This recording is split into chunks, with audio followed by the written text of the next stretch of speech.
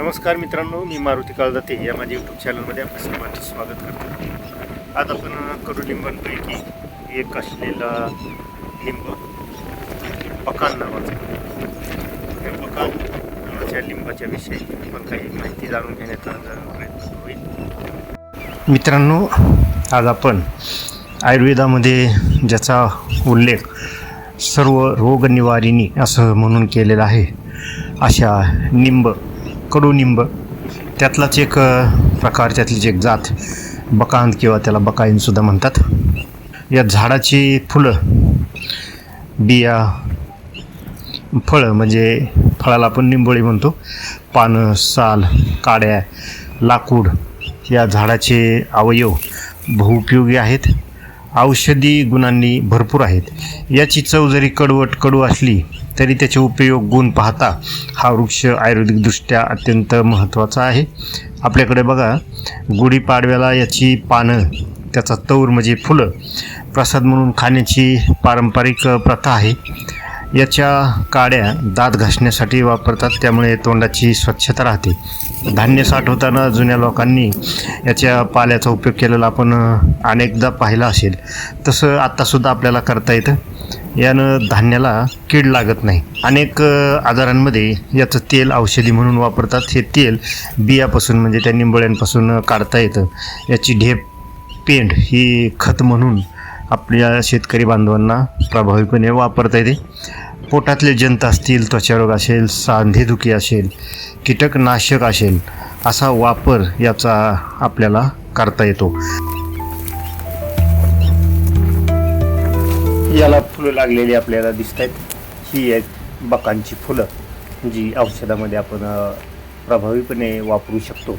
आयुर्वेदामध्ये या फुलांना, पानांना खूप असं महत्त्व आहे।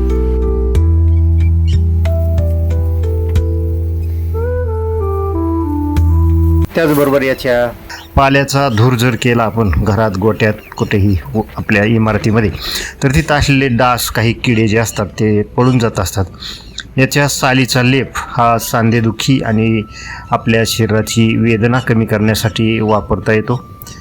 बराच वेळ झालं या ठिकाणी आपल्याला टिटव्या ओरडत असताना आपल्याला आवाज येतोय। आपण एक दिवस त्या टिटव्यांवरती सुद्धा माहितीपूर्ण व्हिडिओ बनवणार आहोतच। तर या कडुनिंबाच्या याच्या पानाचा, फळाचा हा रस आपण जर काढला तर तो पोटातील जे जंत, कृमी असतात आपल्या, ते नष्ट करण्यासाठी औषध म्हणून उपयोग करता येतो।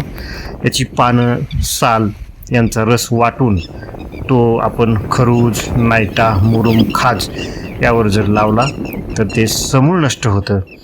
आणि आपलं समोर दिसत आहेत, ह्या आहेत बकांच्या बिया, म्हणजे त्याला आपण लिंबोळे असं म्हणतो। ह्या निंबोळ्या म्हणजेच याचा औषधी उपयोग तर होतोच, पण हेच याचं बी असतं आणि ह्याच बियांचा परत आपण रोप तयार करू शकतो किंवा त्याचं झाड नवीन तयार होत असतं।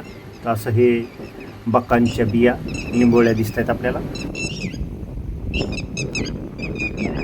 आपण व्हिडिओ बनवतोय आणि या टिटव्या म्हणजे टिटव्या आपण म्हणत असतो, यांचा लयच आवाज येतोय, लय ओरडत आहेत। आणि याची लाकडं हे शेती अवजार बनवण्यासाठी वापरता येतात आणि फर्निचर्समध्ये सुद्धा याची लाकडं आपल्याला वापरता येत असतात। या झाडाच्या पानापासून तर मुळापर्यंत सगळ्या भागांचा औषधी उपयोग आपण पाहतो। खरं तर निसर्ग आपल्याला भरभरून देत असतो, हे वारंवार मी म्हणत असतो। हे कडुनिंबाचं झाड ही सुद्धा निसर्गानं आपल्याला दिलेली एक अनमोल भेट आहे।